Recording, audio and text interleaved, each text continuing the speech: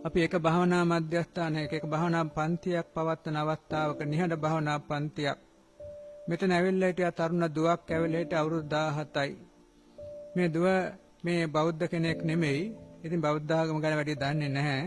මේ දරුවා කියනවා පළමු දවසේ අපි දේශනාව කළා භාවනාව සම්බන්ධව. දේශනාව අවසානයේදී මෙයාට ප්‍රශ්න උත්තර අහන්න අවස්ථාවක් තිබුණා. මේ අවස්ථාවේදී මේ දරුවා කියනවා ස්වාමීන් වහන්සේ මම මේ භාවනාවට ආව තමයි. හැබැයි මට මේ භාවනාව පිළිබඳ විශ්වාසයක් නැහැ. මට විශ්වාසය විද්‍යාවයි කියලා මේ දරුවා කිව්වා. බලන්න එතන මේ මුල කියන තැන මේ දරුවා භාවනාවට ආවේ කවුරු හරි කියලා වෙන්න පුළුවන්. විශ්වාසයකින් ආපු ගමනක් නෙමෙයි. නමුත් අපි ඒ දරුවාගේ මනස දහම තුළ තියන්න ඕන නිසා අපි කිව්වා කමන්නේ දරුව මේ දේ තත්හදා බලන්නකො කියලා අපි පුංචි වචනයක් කියලා දෙවෙනි දවසේදී මේ විද්‍යාව ගැන කරුණු ටිකක් කියලා දුන්නා. ලෝකේ ඉන්නවා විද්‍යාඥයෝ මේ හොයාගන්න දේවල් ලෝකේ තියෙනවා. ඊට වඩා ගිය විද්‍යාඥයෙක් තමයි බුදුරජාණන් වහන්සේ. මේ විද්‍යාඥයෝ හොයාගත්තු හැම එකක්ම එදා අවුරුදු 2600කට කලින් කියලා තියෙනවා.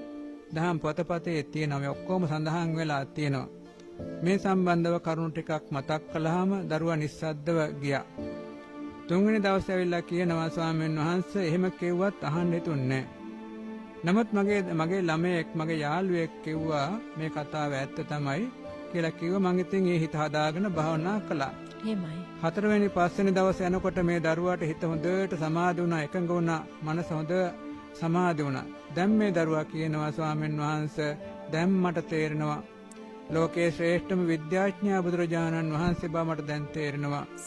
ඒ වගේම දැන් මට තේරෙනවා මේ බුදුරජාණන් වහන්සේගේ දහම අනිවාර්යෙන් අනුගමනය කළ යුතු එකක් බව මට දැන් තේරෙනවා. මම අද පටන් කවදාක්වත් නොකඩවා එක දිගට මේ දහම අනුගමනය කරනවායි කියලා දරුවා පොරොන්දුවකුත් දීලා ඒ භාවනා වැඩසටහන නිමා කළා.